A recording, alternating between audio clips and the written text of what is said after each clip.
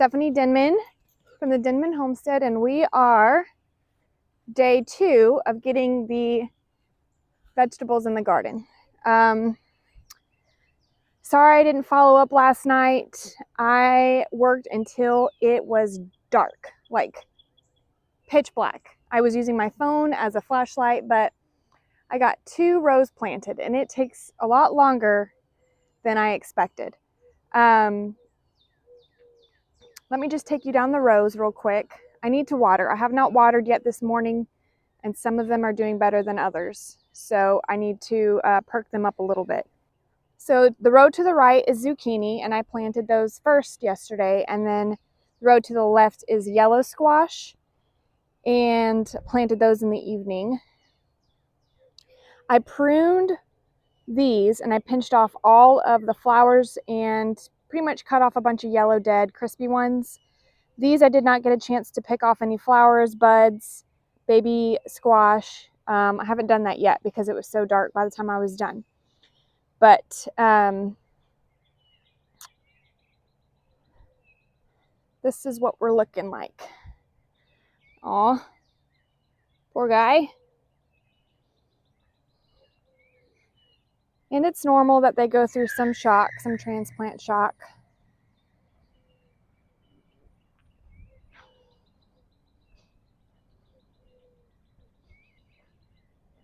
And then these down here to the left are spaghetti squash. So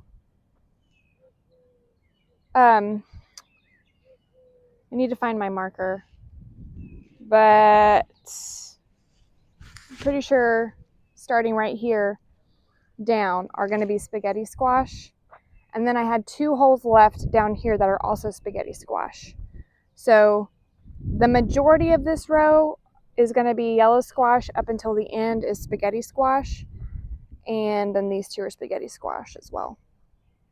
So I need to come by and clip off these little flowers. So again, the roots have an opportunity to really grow. One kind of bad thing about working in the dark last night was that I stuck my hand in a lot of ants trying to press these down into holes. But now that I can see them in the daylight, I did a pretty good job for being blind planting. But today I'm going to work on as much as I can. Right now it's about 10:30. So I'm going to work probably until 1 o'clock like I did yesterday. And water these really good, and then start burning my holes for the next row. And just keep on keeping on. I'll keep you updated. Good morning. Day, I don't even know, 3 I think, of planting. Yes, this is the morning of day 3 because it seems like I've got a pattern going of every day I'm able to accomplish 2 rows. So let me show you, and I work all the way until like 7:30 in the evening, so it's super dark. So by the time I'm done, I was telling Buddy last night that I wish I could show you while I'm planting, but it takes so long that it would be 10 hours long of me just going back and forth, back and forth, back and forth. So I figured I'll just do my planting and show you what I've done from the day before. So let's go look at it. So day 1, we planted the zucchini and the yellow squash, and at the end of these rows are spaghetti squash. That was day 1. Yesterday, I planted all of my cantaloupe. This entire row is cantaloupe, and I have extra cantaloupe, and I asked Kim if she wanted some of the leftovers, but she said she doesn't normally have space for stuff like that, so maybe I'll ask Pops. I don't know. If not, I'll find extra. I'll just throw them in the ground somewhere. But I have 2 different kinds. So these are called passion melons over here. And I'm pleasantly surprised at looking at them today that they're all pretty much standing up. They're not having so much of a hard time. And then coming up soon-ish, or somewhere, maybe I missed the tag. Oh no, here it is. Now starts our melon 45s, which is just a different variety of cantaloupe. So this year I'm really experimenting with different varieties. For example, the zucchini, I'm doing a Ford Hook and a Black Beauty, and kind of comparing to see, mainly with these, if there's going to be a little bit of a difference as far as production. But what I'm looking for with the zucchini is if one is more susceptible or resistant to the squash vine borer that I always struggle with. They always take out my squash before I can even harvest them half the time. So I'm hoping with the amount that I've planted that there'll be plenty to go around if I lose some, and I'm hoping that some make it to production with all the ones that I've planted. But I'm just kind of keeping a mental note of the things that I like about the varieties that I've planted. That way I know what I want to plant again next year. So I've got my Melon 45 down here.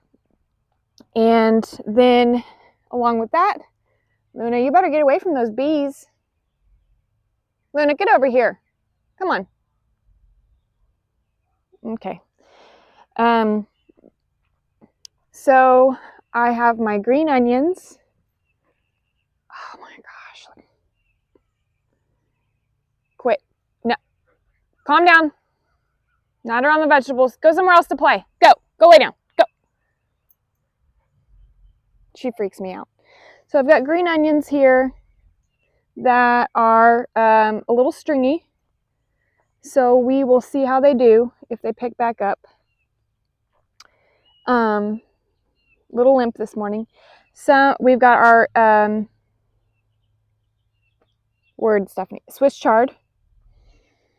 Swiss chard that I transplanted. I got my kale that I transplanted, and it's trying to pick back up. And then I've got peppers. So here I've got 4 poblanos. I've got 2, something called a Sugar Rush peach pepper. I don't know if that one's going to make it. It is very, very tiny in the pot, but we'll see. We've got one that looks good. 4 Tabascos. So we got 4 Tabasco peppers. We've got a few of the not hot jalapenos, I believe these are. Oh, no, I'm sorry. These are banana peppers. 1, 2, 3, 4, 5, 6, maybe 7. Because if you remember, these peppers were the frostbitten peppers, and a lot of them have come back. Some of them are still struggling to see if they're going to make it or not. I went ahead and planted it just to see because it had a green leaf. We'll give it a chance. So we got those banana peppers, and then we've got, okay, these are the not hots. These are the not jalapenos, but they're jalapenos with no heat. So 1, 2, 3, 4, 5, 6, 7 of those. Again, they were frostbitten, but they bounced back. And these are the regular jalapenos. So look at that little guy. He's trying. 1, 2, 3, 4, 5. 5 regular jalapenos. And then here we have the Cali Wonder bell peppers, California bells. So 1, 2, 3, 4, 5. 5 of those. Luna, this is not a place for you to do hurdles. Come here. We're gonna have to learn you something. Come on, out of the garden. Yeah, this is not playtime. So I have some spaghetti squash left over there. I've got some cantaloupe somewhere. Melons somewhere. I can't remember where. Oh, here they are. I've got 10 melons over there that I need a home for. So now today, what I need to do is I've got this row, and this row left. This row is going to be okra, beans. No, okra. I have it all written down. I need to go look. Okra and peas, maybe. I'm not sure, but okra for sure.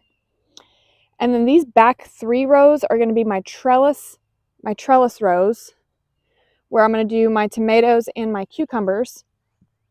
in this little half row back here, or 3/4 of a row, I'm going to do some tunnels. So I'm going to do cattle panel tunnels for my loofah. And if you don't know what loofah is, it's a kind of like a gourd, but it's like a long cylindrical vegetable that when you dry it out, it has that sponge. It's an all-natural sponge. So I'm going to try growing those and doing some stuff with soaps with those. So I'm excited to try that. And my loofah plants have really taken off as well. So I'm confident they will do well. These cucumber plants are insane. Look at this. Yeah, they're ready. They are ready. This is going to be a mess to untangle, but they need to be in the ground like weeks ago. My bad.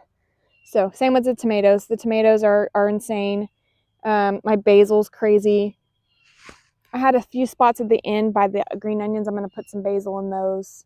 So I'm going to finish this row, and then I'm going to start burning holes in these, and then yeah, so I'll take you along to I'll burn some holes with you guys today too.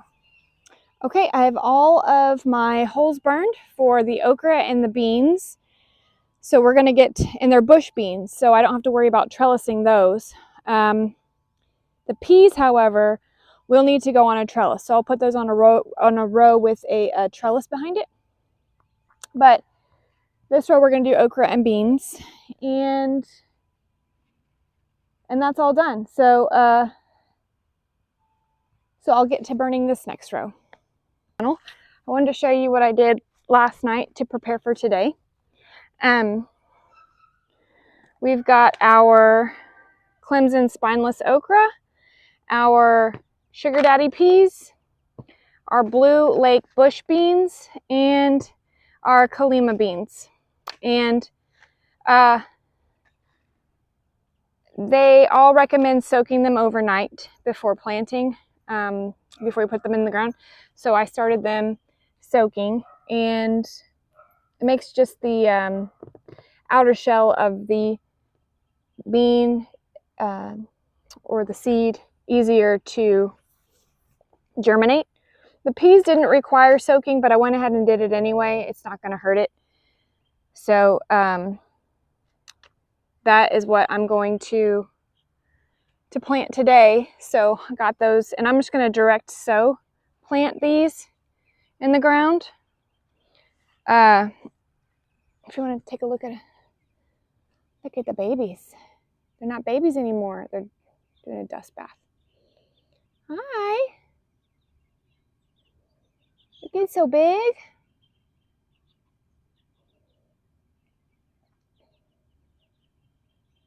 Getting so big.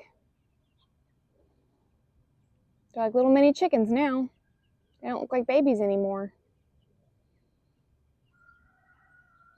It'll be interesting to see which ones turn out to be roosters, because I did a straight run of the buffs, which are the golden ones, and a straight run of my Morans, which are the solid black ones.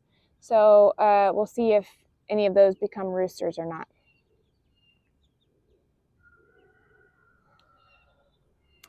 So that's what we're working on now.